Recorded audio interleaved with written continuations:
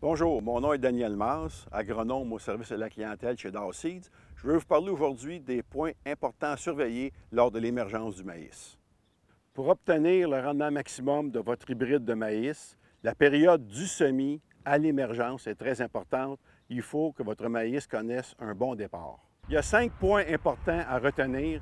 Le premier étant que les plantules doivent être toutes idéalement au même stade de développement.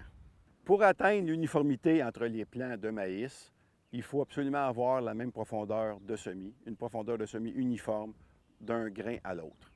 Le deuxième point que je voudrais ajouter, c'est la distance entre les grains.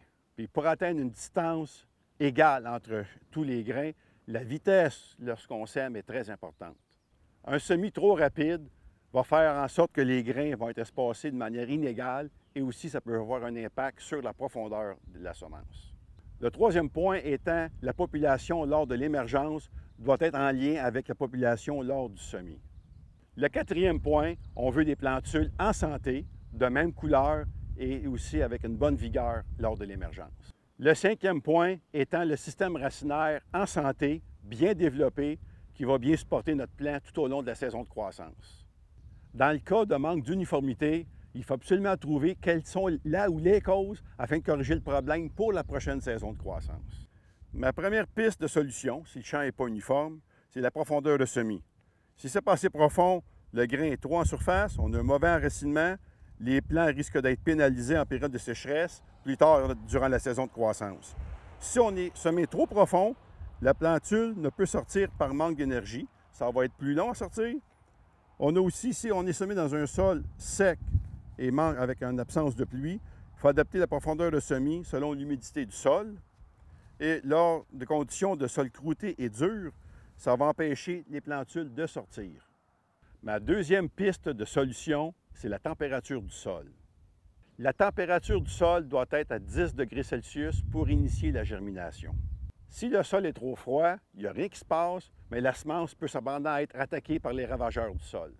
Maintenant, au niveau des insectes, sous le sol et de surface, plusieurs espèces s'attaquent aux grains de semences et peuvent engendrer des pertes de population importantes. Le ver fil de fer et la mouche du semis, la larve, attaquent les grains de semences sous le sol avant la germination ou pendant la germination.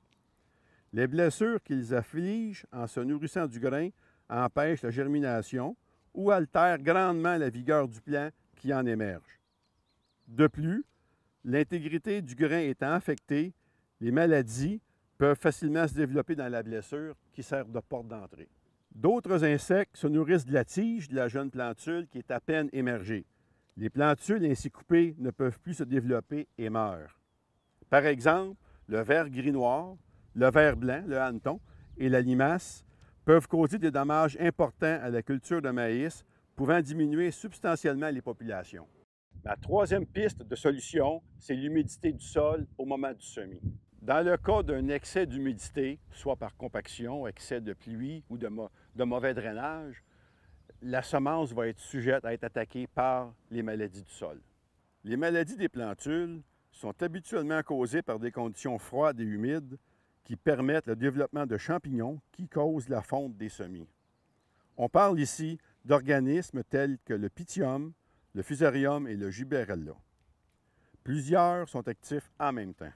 Le Phytophthora est souvent visible sur les jeunes plantules et s'attaque directement au système racinaire. Afin de bien protéger notre semence, nous recommandons fortement l'utilisation d'un traitement de semences approprié, soit avec fongicides et insecticides. J'espère que ces quelques points vont vous aider à améliorer votre taux d'émergence dans vos champs. Et si vous avez des questions, n'hésitez pas à contacter votre représentant de Dow Seeds.